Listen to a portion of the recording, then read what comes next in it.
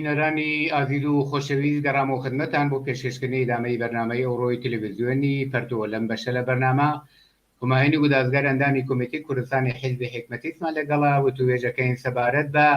هێرش و دەستدرێژی کە لە شاری سولەیمانی لە کوردستانی عێراق بۆ سەر ژنان و مشەخەسەن بۆ سەر کچێکی گەنج کرا. پێشەوەی پرسیارەکانە مارەسە بکەم دەگەڕێمەوە لای هوماهینی گودازگەرەکە دەنگی منە بیسی بەخێربێ بۆ ستودیۆی تەلەڤیزیۆنی پەرتوو. زۆر سپاس مەمنونم لە ئێوە کە ئەم دەرفەتتان بە مندا و ڕێز و سڵاوم هەیە بۆ بینەرانی تەلەڤیزیۆنی پەرتۆ. زۆر سپاس بۆ تۆ. هوماهینی گودازگەرە وەکو ئاگاداری چەند ڕۆژ لەوە پێش حملەیەکی زۆر وەحشیانە بە مانای واقعی ئەو شتێک کە خۆیان ئەڵێن لەلایەن نێرەکانەوە بۆ سەر کچێکی گەنج لە شاری سولەیمانی لە کوردستانی عێراق دەستی پێکرد. ئەمە لە شوێنێکایە کە خۆیان ئیدعاکەن شاری سولەیمانی شاری فەرهەنگ و ڕۆشنبیریە. هۆی چییە ئەم مەسەلە ئاوا بە زۆری اتفاقەکەوێت لە کوردستانی عێراق و بەتایبەت لە شاری سولەیمانیش؟ هەروەکەوە ئیشارەتان پێکرد بەداخەوە ئەم بەرخوردانە کە دژی ژنان و لەواقعا پێشێلکردنی مافی ژنانە لە جامعەی کوردستانی عێراقا زۆر ڕوئەدا. لەوانەیە لە ئەو کەسانەی کە خۆیان مسبەبی ئەم کارن لە حاکمان لە ئیسلامیون لەوانە بپرسی بڵێ ئەرێ ئەمە وایە بڵێن وانە لە هەموو شوێنێکە دژی ژنان هەیە ئەوە نییە لە کشوەرگەر ئوروپایی هەیە. هەروەکو جمهوری ئیسلامی چۆن لە تەلەڤیزیۆن شتیا بڵاوی کاتەوە ئەڵێ ئەمڕۆ لە نیویۆرک کەسێک لە سەرما ڕقی بوو، دوێنێ لە ئوروپا کەسێک بەدەستی کێتر کوژیە. ئەوێ بڵێ کە ئەم جنایەتانە کە من ئەیکەم زۆر عادیە لە وڵاتانی تریچە هەیە و لە دنیایشە هەیە. لێرەش ئەمانی هەروە ئەڵێن بازجارێ هەروە ئەڵێن لە سوورەتێکە وەها نییە ئەگەر تۆزێ لێ بکۆڵیتەوە لەباری کۆمەڵایەتیەوە لەباری تاریخی سێدەهەی گوزەشتەوە کە جمهوری کە حکوومەتی قەومی لە عێراق و لە کوردستان هاتووە سەرکار بەڕاستی ئەم دیاردەقیزەوەنە بەتایبەت ئابەم شێوە فراوانیە کە لە جامعەی کوردستانی عێراق هەیە دیاردەی ئەو وەزعەیە دیاردەی ئەوزا و ئەحواڵێکە کە لە ئەوەڵی نەوەکانە و دواتر لە ئەوەڵی 2000 لە ئەسەری دەخاڵەتی ئامریکا و هێزە غەربیەکانەوە ئەو ئاڵوگۆڕە لە عێراق و لە منتەقا بە وجود هات و هۆساری قەومپەرستی و مەسهەب و ئیسلامی سیاسی و ئەمانە بە تەواوی عەلەیهی ژیان و مەدەنیەتی ئەو کۆمەڵگاگەرەوە ئەو جەوامع لەوێ بەربوو و مەرەخەس بوو و ئێمە دیتمان کە لە شوێنەکانی تریشەر ئاوا بوو، بەڵام بەتایبەت لە عێراق چونکە نەتیجەی بلافەسڵی ئەو هێرش و دەخاڵەتگەریەی وڵاتانی غەربی و ئامریکا بوو بە هاتنە سەرکاری دەوڵەتی قەومی و دەوڵەتی مەسهەبی بەڕاستی لێرە پاشەکشێکردن بە مەدەنیەت پاشەکشێکردن بە دەستکەوتەکانی جامعەی عێراق بە کوردستان و غێر کوردستانیەوە هەر زۆر فراوانتر بوو، هەر زۆر دڵتەزێنتر بوو، هەر زۆر جەنایەتکارانەتر بوو لە هەموو شوێنێکی عێراق هەروە هەیە. بەڵام ئێمە کە ئیسە باسی کوردستان ئەەکەین لێرە بە تایبەت ئەبێ بە ئەم کەیسی پێشڕەویکردنی ئیسلامی سیاسی و نفوسکردنی لە نێو کۆمەلگا و دەسەڵاتداربوونی لە حاکمیەت و ئەمانە ئەتوانێ بنیام یەک بە یەک هەروەکو تاریخ بیشمێرێەوە بڵێ ئەم ئەوزا و ئەحواڵەی وا لە کوردستانی عێراقا هەیە ئەو ئەم ارتجاعی وا ئیسە بە تایبەت مشەخەسەن ئێمە قسەی لێ ئەەکەین دژی ژنان، دژی حەقی ژنان، دژی ژیان سرفی ژیانی نیوەی لە کۆمەڵ لەکوێوە هاتووەوە چۆن دەسی پێکردووە. ئەسلامی سیاسی هەل لە ئەو سێ چواردەهەی گوزەشتەوە بە هەروەک من باسم کرد بە دەخاڵەتگەریەکە لە عێراقاکرا لە کوردستانی عێراقیچە هەر بازم بوو بە مەیداندار. خودی دەوڵەتگەری غەربی دەوڵەتگەری کۆنەپەرستی منتەقەیی خەلیجی فارس ئەمانە بە پارە و بە پوڵ و بە هەموو هێزێکەوە ئەمایانیان خستە گیانی ئازادیخوازی و مەیلی پێشڕۆ و مدرن لە نێو ئەو جەوامعە. هەموو کەس ئەزانێکە لە ئەلقاعدە و جوندی ئیسلام و هەموو ئەمانەوە لە ئەو منتەقا بەربوونە گیانی خەڵک بە کۆمەکی جمهوری ئیسلامی ئەو جامعیان وها پێکردووە کە ئێستا ئەوەی کە ئێمە ئێبینین بەداخەوە لەباری دابوونەریت و فەرهەنگی ئیسلامی و زدی ژنەوە بەشێک لە کۆمەلگایان تا ئەنازەیەک لە ژێر ڕێکێکی خۆیانە داگیر کردووە. ئەمە حقیقەتێکی حاشا هەڵنەگرە ئەو کەسەوا شەق ئەدا لە ئەو کچە لە ئەو مەیانەی دەوروبەری سلێمانیا ئەو مەیدانەی کە بە ئیسلاح مەترسواری تیا ئەکرێت و ئەمانە کچ و ژن بۆی نەبوو ئەو ڕۆژە بڕۆتە ئەویا ئەمە تەنیا ئەوە نیە ئەو کەسە خۆی مسلمانە یا ئیسلامیە لەوانەیە عەقیدەی زۆر عەجایبی بە ئەوانە نەبێ بەڵام وایان دا سەپانووە بە سەرجامعە وا کردویانە بە فەرهەنگێکی ڕزی و کۆنەپەرستانە کە چوەسە مێشکی زۆرێک لە جوانانیشەوە حتا ئەگەر بنیان جواب سوالەکە بتوان بدەمەوە کە بۆچی ئاوایە حقیقەتەن حاکمیەتی عشیرەیی و مەسهەبی لە کوردستانی شەر وەک باقی ئێران دلیلی ئەسڵی ئەو عەقەبگەڕەیە کە بە جامعەی عێراق و کوردستانیش کراوە ئەو کەسانی وا لە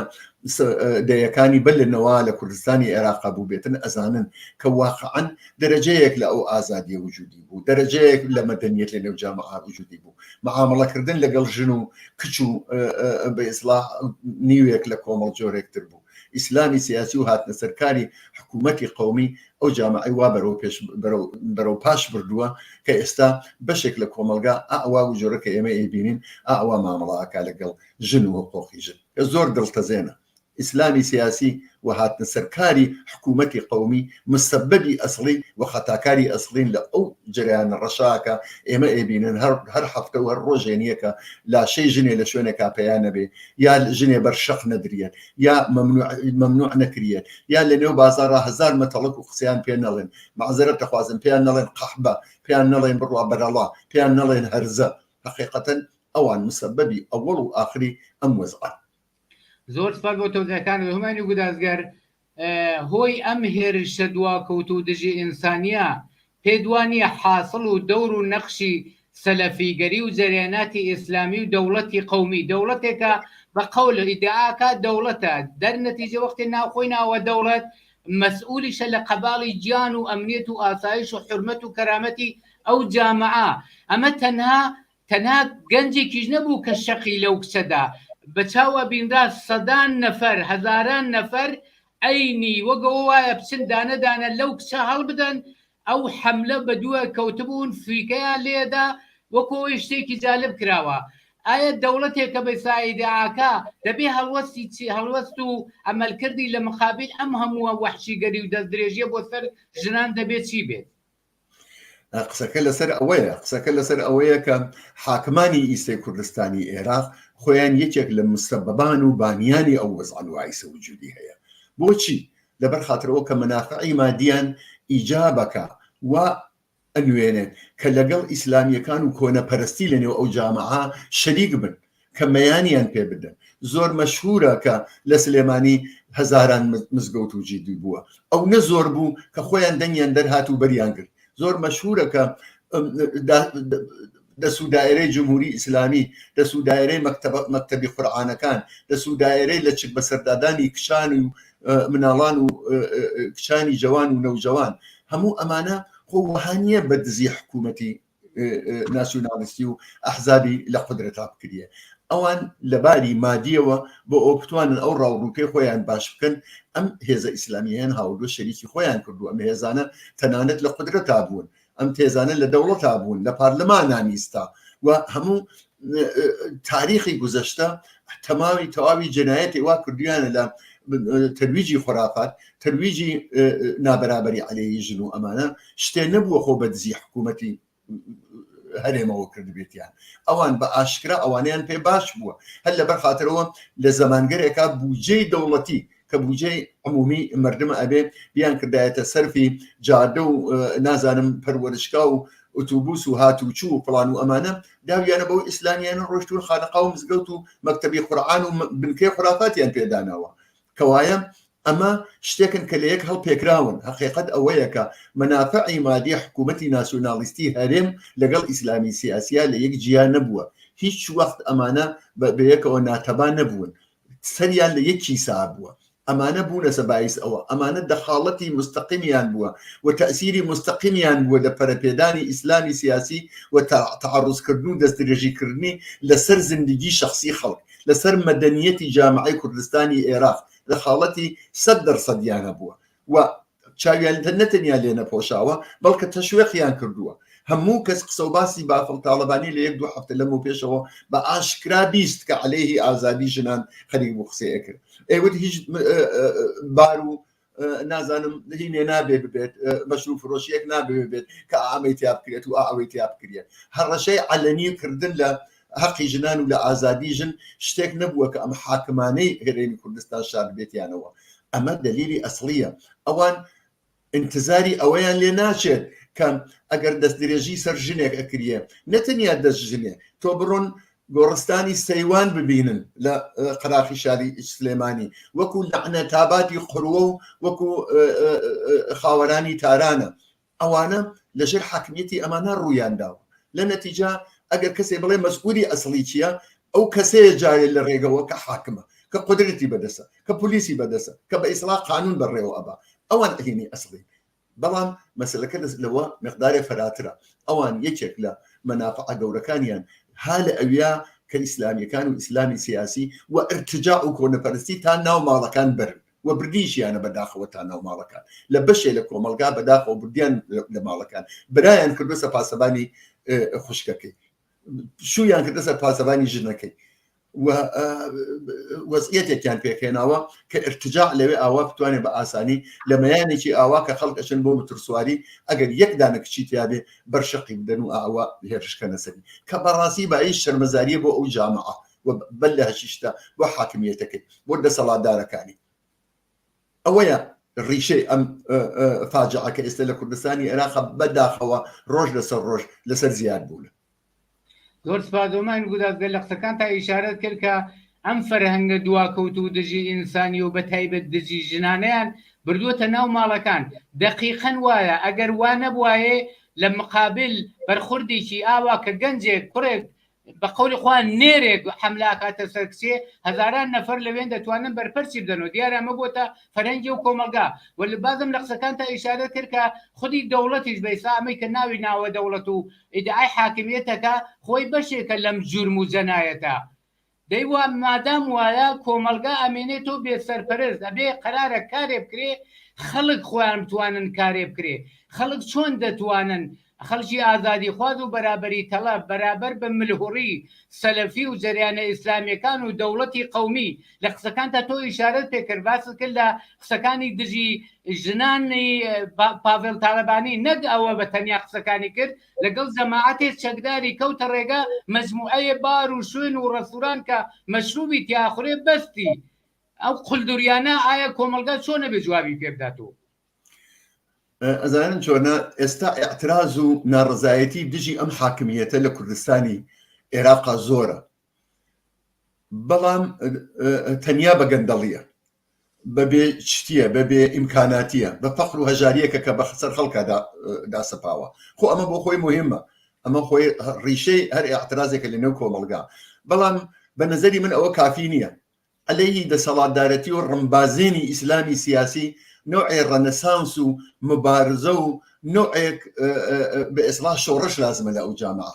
ئەو شتە کووا ئیسێ ئێمە لە ئێرانە ئەیبینی ئەوە کە لەیسە لە خەریکین لە کوردستانی ئێرانە ئەیبینین یعنی لێدان لە ڕیشەی مەزهەب کە دەخاڵەت نەکات لە ژیانی خەڵکە لێدان لە ڕیشەی مەزهەب کە ژنان واز لێ بێنێت وە بڕۆت لە کونجی مەحرا و تێکیە و مزگەوتەکەی خۆیانە خەریکی هەر کارێکن بڕۆن ئەوە بکەن یعنی ئەبێ ئەو مطالباتە و یا ئەو احترازاتە کە لە ناو کوردستانی عێراقا وجودی هەیە لوتی هەڵگەڕێتەوە بۆ ئەم خواستانیشە کە دەخاڵەتی مەزهەب لە ژیانی خەڵکە لە دەوڵەتە لە قانونگوزاریە لە ئەوە بە ئاشکرا لە نێو خیابانەکانە عەلەیهی مەدەنیەتی جامعە ئەبێ هەڵبوەشێتەوە چەند ساڵەوە پێش ژن و کچ و کوڕێکە یەک نمایشیان لە نێو خیابانێکی سلێمانیادا پێم وابێ لە ڕزگاری یا نازانم لەکوێ بۆ بەیانیەکەیە جەماعەتێک کۆنەپەرست ڕۆشتین هەر لەوێ نوێژی بە قەوڵی خۆیان تەراویحیان کرد ئەمە ملهوڕیە ئەمە دەستدرێژیە بەڕاستی ئەمە ناخوا بۆ ئەو جامعەکە 30 ساڵ لەمەوبەر ڕواڵەتی جۆرێتر بوو کەوایە لەگەڵ ئێعتراز بە دەسەڵاتی گەندەڵی ناسیۆنالیستی ئێعتراز بە دەخاڵەتی مەزهەب لەنێو ئەو جامعە ئەبێ ببێت بە یەکێک لە خواستەکانی ئێعترازاتی مەرجەم لە کوردستانی عێراق تا ڕنەسانسێک تا جنبشێکی زدی مەسەبی لە کوردستانی عێراق هەروەها لە عێراقی چەمە باسی کوردستانەکەین ڕێنەکەوێ حقیقت هەوەیە ئەم هەیولا و ئەم ارتجاعە ڕۆژ بە ڕۆژ داوێنی اختیاراتی مردم و بە تایبەتی ژنان تەنگتر ئەکاتەوە زەختی سیاتریان نەخاتە زەر فشار زۆرتریان بۆ تێرێ ئێوە تماشای مەخنەع و خەڵکی داپۆشاو لە شارەکانی کوردستانی عێراق بکەن ڕۆژ بە ڕۆژ بەداخەوە زیاتر ئەوێ ئەزانم بەرامبەری ڕۆشنبیری هەیە ئەزانم بەرامبەری ژنان و تەشەکڵهای هەیە کە خەریکن مبارزاکەن خەریکن هەوڵ ئەدەن تێنە سەر شەقام خەریکن دەنگ خۆیان هەوە بڕن ئەوانە هەموو شتێ ئاشکرایە بەڵام بەرامبەر بە ئەو سێڵاوەی ارتجاع کە لە کوردستانی عێراق هاتووە بە کۆمەکی لەلایەن مەسەبیەکانەوە بە کۆمەکی حکوومەتی هەرێم بەڕاستی ئەو دەنەکەمە دەرەقەت نایە ئەبێ جنبشێکی جەماوەری ئەبێ بکەوێتە ڕێ ئەبێ حرەکەتێکی جەماوەری لە نێو ئەمقی جامعی عێراق کوردستانی عێراقا عەلەیهی مەذهەب و دەخاڵەتەکەی بکەوێتە ڕێ ئەبێ ئەمانە بکرێنە کون ئەبێ بڕۆنە ناو تێکی و بارگای خۆیان ئەبێ دەستیان ببڕی لە دەخاڵەتکردن لەسەر کوچە و کۆڵان و ناو تاکسی و نازانم لە دایرە و لە فڵان و ئەمانە لەسەر ئەوە کە ژن چۆن ئەڕۆبەڕیا چۆن قسە ئەکا لەگەڵ چێ ڕابطەیە لەگەڵ چێ نوێسی چۆن خەریکە لیباس ئەکاتە بەری ئەبێ بەمانە کۆتایی بێت کەسێک کە ماتڵی ئەوە بێت کە پلیس 6 نەفەری گردووە لە ئەوەی مترسواری دەوروبەری عەربەت و سلێمانی ئەوە کارێک ئەکا فقط متەوەهمە نابێت تەوەهمی ئەوەمان بێت کە حکوومەتی هەرێم ئەتوانێت داکۆکی لاقی ژنان تەنیا جنبشێکی تودەیی لە کوردستانی عێراق ئەتوانێت مەدەنیەتی کوردستانی عێراق نژاد بدات و بەس هیچی تر جنبشێکی عەداڵەتخواانە ئازادیخواانە کە بە تەواوی بەرابەری ژن و پیاوی پێ ڕەچاو ئەکات و شوێنی ئەگرێت بەغەیر ئەز ئەمە ئێمە ئەبێ بۆ ئەمە تێبکۆشی دروسە ئیسێ احتراز و تووڕێی بەرامبەر بە حاکمیەت هەیە زۆریش بەرهەقە جار و بار ئەبینین کە چۆن ئەتەقێتەوە ئەوانە هەموو باشە بەڵام ئەگەر لە پاڵ ئەمە جنبشێکی زدی ئیسلامی زدی دەخاڵەتی ئیسلام وەکو ئەوە کە ئێستا لە ئێرانە هەیە نەبێت واقعیت ئەوەیە کە ناتەواوە یعنی ئایندە و داهاتووی نەسڵەکانی داهاتوو ئەچێتە ناو چوارچێوە کەوێتە ژێر ڕکێفی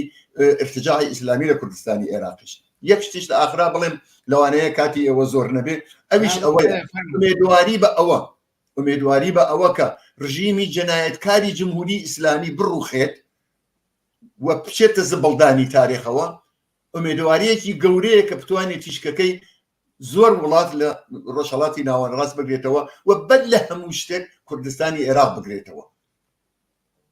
و ئەو ڕۆشنایە بێتە ئومێدواریە بۆ ئەوە کە ژنان ئێمەش لەوێ بیبینن کە بکەونە ڕیزی ئەوەڵی مزاهرە و تەزاهوراتەوە لەناو شەقامەکانی سلێمانی و کەرکووک و هەولێر و باقی شارەکانی تری کوردستان و بڵێن دەستی مەذهەب کۆتا و بە ئازادگیەوە عەلەی مەذهەب و دەخاڵەتی ئیسلامی سیاسی لە ژیانی خۆیان هەبێنە بەیان ئەمە تەنیا ڕێگەیە هیچ ڕێگەیەکی تری نییە چالاکەوانیانی سیاسی ئیسە خەریکن بەڵام ئیمکاناتیان زۆر کەمە فشاریان زۆر لەسرە و زۆر محدودیەتی تریان هەیە ئەبێ جۆرێتر کۆمەڵگا بڕێ بەهانایەنەوە زۆر سپاس ومانی وزارگە بۆ تەوزیحکان و بۆ بەشداری لە بەرنامەی ڕۆی تلڤیزیۆنی پەرتۆدا وەختەکەمان هاتە کۆتایی بەداخەوە ناتوانین زۆرتری دامێ بدەین زۆر سپاس بۆ بەشداریت مەمنونم سپاس بینەرانی عەزیز و خۆشەویست بەم جۆرە هاتینە کۆتایی بەشە لە بەرنامەی ڕۆی تلڤیزیۆنی پەرتۆ داوەتەکەم بینەری ئیدامەیی بەرنامەکان بن کات و ساتێکی خۆشتان بۆ ئارەزوو